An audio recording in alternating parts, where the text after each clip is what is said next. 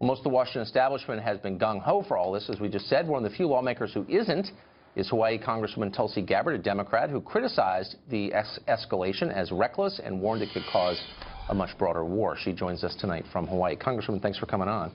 So, aloha, Tucker. You have heard media outlets that probably support you generally describe people who have qualms about what happened last night as bigots. Do you think that's a fair characterization? We, as the American people, should be concerned when any president of the United States launches an illegal and unconstitutional military strike against a foreign government. This is something that Congress has not authorized, and it's an escalation of a counterproductive regime change war in Syria that our country's been waging for years. First, for many years, through the CIA covertly, and now overtly through President Trump's reckless military strike last night. As you know well, Tucker, this is a war that has cost hundreds of thousands of Syrian lives. It has caused millions of Syrian refugees to flee their home.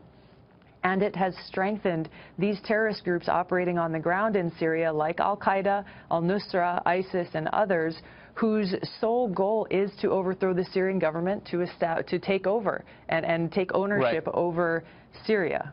So this attack, last night's mission, was predicated on this sarin gas attack earlier in the week. And everyone we've talked to on this show, people with access in some cases to classified intelligence, has said unequivocally the Assad government did this, killed these children with poison gas. Do you believe that? It doesn't matter what I believe or not. What matters is evidence and facts. Do you think there is evidence for that? If the Trump administration has the evidence unequivocally proving this, then share it with the American people. Share it with Congress. Come to Congress and make your case before launching an unauthorized, illegal military strike against a foreign government.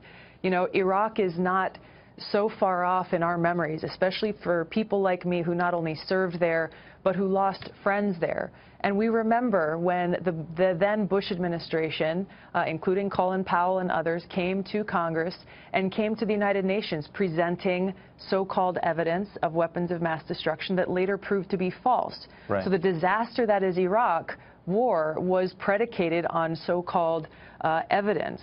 So I think it pays for the American people and members of Congress to be very careful, thoughtful, and skeptical, and to support, frankly, what the United Nations was working on yesterday before this military strike was launched, in immediately launching an independent, international, neutral investigation to gather that evidence, gather the facts, so that that can be presented.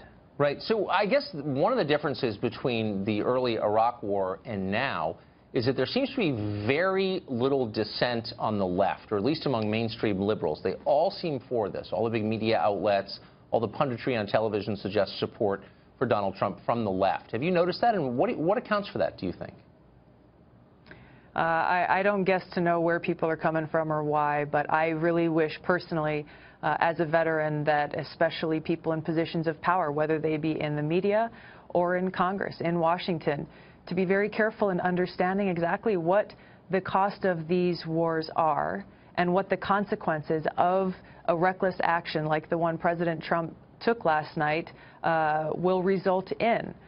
You know, we are seeing already how taking this action by weakening the Syrian government, the Syrian military, de facto, you are strengthening and empowering these terrorist groups like Al-Qaeda in their effort, again, to take over all of Syria.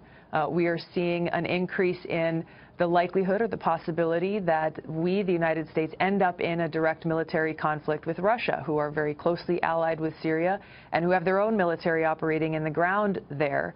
And when you consider the consequences of that, the United States and Russia being the two nuclear powers in the world, it should be a cause of great concern for everyone. Yeah, you'd think, except they hacked our election, so we have to. Congresswoman, thank you for joining us. We're out of time. It's really nice to see you tonight. Thanks for doing this. Thanks, Tucker. Aloha.